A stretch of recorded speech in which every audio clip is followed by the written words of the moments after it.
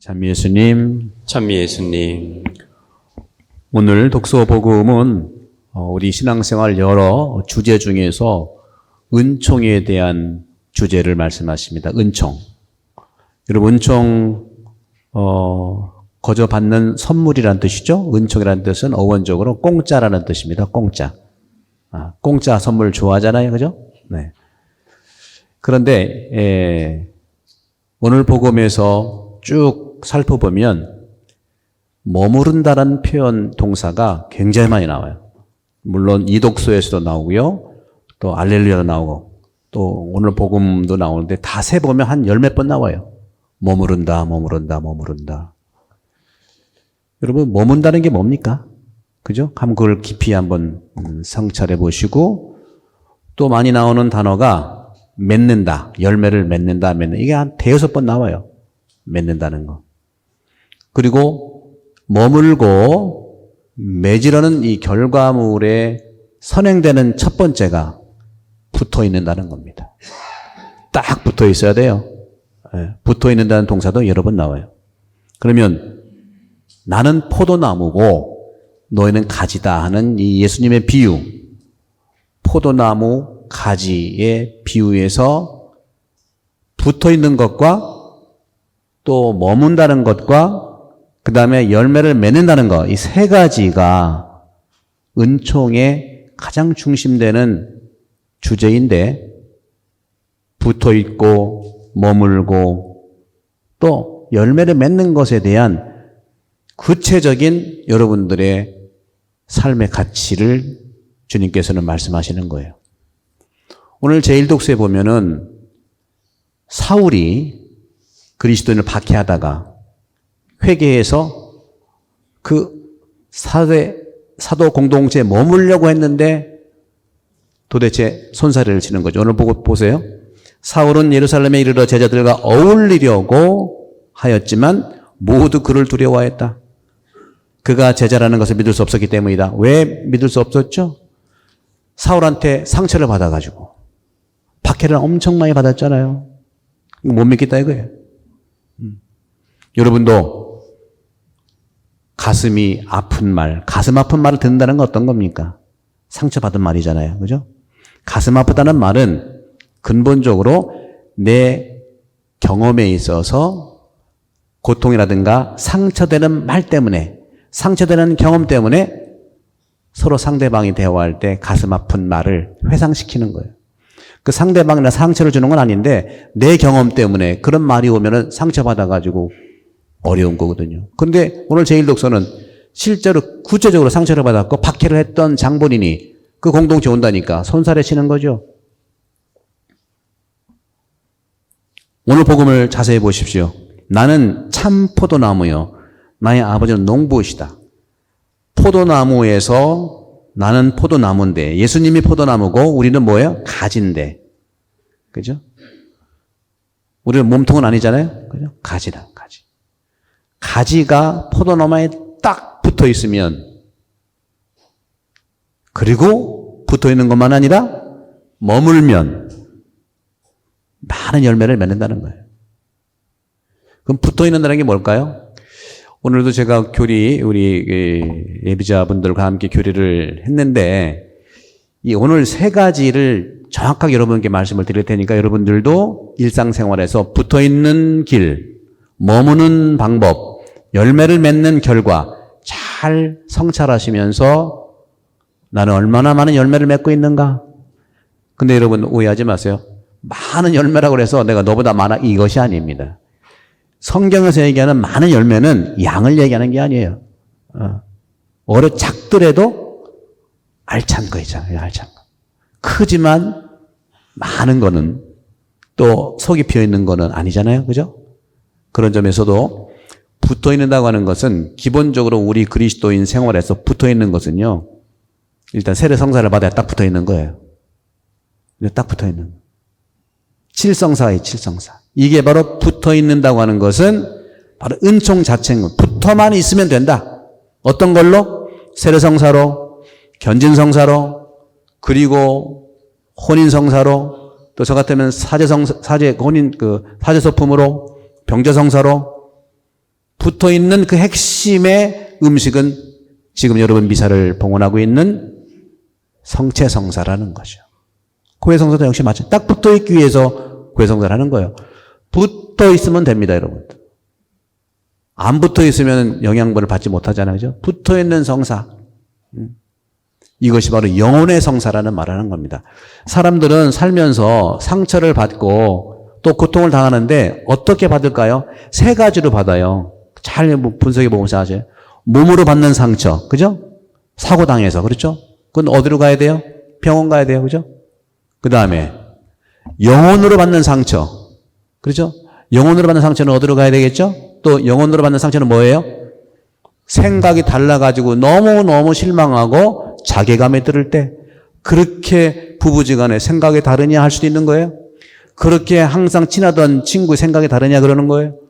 그렇게 신앙생활을 오래 했는데 신앙생활관이 달라. 그러면 이 머리가 아픈 거예요. 머리가 아파. 받는 스트레스도 머리로 아픈 거예요. 직장생활하고 상사의 관계, 또 여러 가지 비즈니스 일에서 생각이 달라가지고 받는 상처가 이 스트레스라는 게 머리에서 받는 거예요. 스트레스는요, 전부 다 머리에서 받는 거예요. 여러분들, 머리의 스트레스를 풀기 위해서라도 미사에 오십시오. 영성체를 통해서 여러분들은 이 스트레스, 상처, 고통을 사해 주시는 거니까 오기만 하면 돼요. 오기만 하면 돼.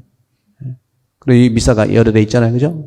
그래서 세례성사를 통해서 딱 붙어 있고 확실하게 붙어 있는 것은 영성체를 하는 거다. 그러니까 여러분들 영성체를 열심히 하시면 딱 붙어가지고 영성체가 스트레스를 해소해 줄 수 있고 영혼을 구원할 수 있다는 말씀을 드리고 싶어요. 그 다음에 여러분들 마음에 받는 상처가 이제 이게 심각한 거예요. 이제 마음에 받는 상처가 오래 갑니다. 오래 가고 마음에 받는 상처. 그래서 머물러라는 표현을 굉장히 많이 하는 거예요. 오늘 복음에 보면 머물러라, 머물러라, 머물러. 붙어 있는 건 두세 개밖에 얘기 안 해요. 딱 붙으면 되니까.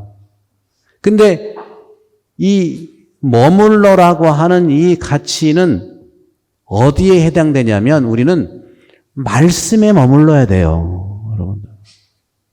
머무르는 것은 뭘 얘기할까요? 우리 인간의 몸 중에서 머무는 장소, 성당과 같은 장소가 뭐냐면 마음입니다. 마음은 집에서도 가정과 같은 거예요. 자녀들이 가출을 하거나 집에 잘 오지 않으려고 할 때 가정이 머물 장소가 없기 때문에 그럴 수 있다는 거죠. 그 가출 청소년 같은 경우에 집에 가고 싶은데 그래서 집에 딱 가보면은 불이 안 켜져 있으면 안 들어간다네? 왜? 나를 안 기다리는구나. 그런데. 여러분 주무셔서 불 켜놓고 주무시라고.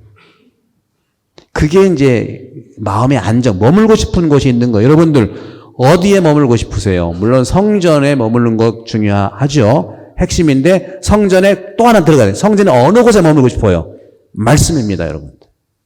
예수님 말씀에 머물러 보세요. 모든 것이 해결되고 그 말씀이 나를 치유해 준다는 거죠. 그러면 그 말씀은 뭐예요?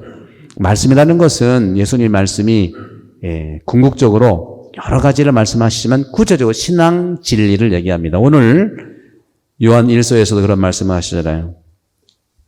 요한 1서 요한 사도께서 자녀 여러분 말과 혀로 사랑하지 말고 행동으로 진리 안에서 사랑합시다. 행동으로 진리 안에서 사랑합시다. 진리는 말씀에서 오는 가정과 같은 거고 끝으로 말씀드렸던 열매를 맺는 거에 대해서 열매를 맺는다고 하는 것은 사랑한다는 겁니다. 열매를 맺는다고 하는 것은 사랑한다는 건데 그 사랑한다는 것이 뭐예요? 까레타스예요.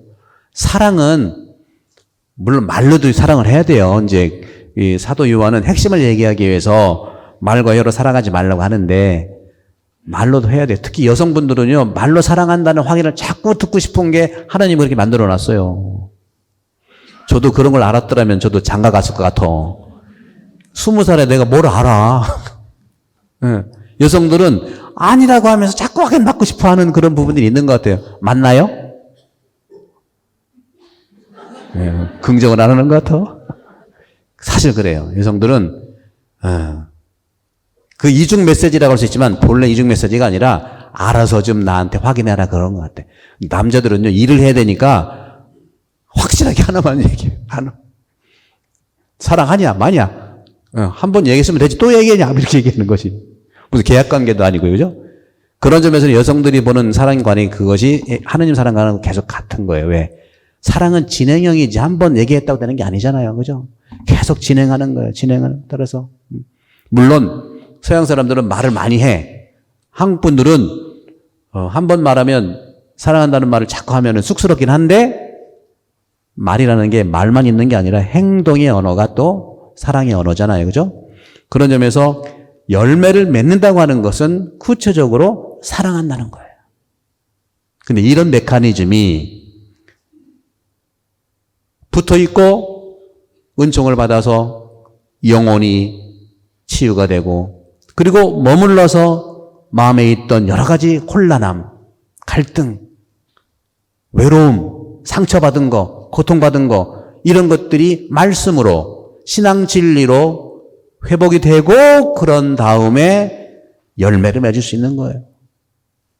그래서 오늘 제 이독소에서도 자녀 여러분 행동으로 진리하며 사랑합시다.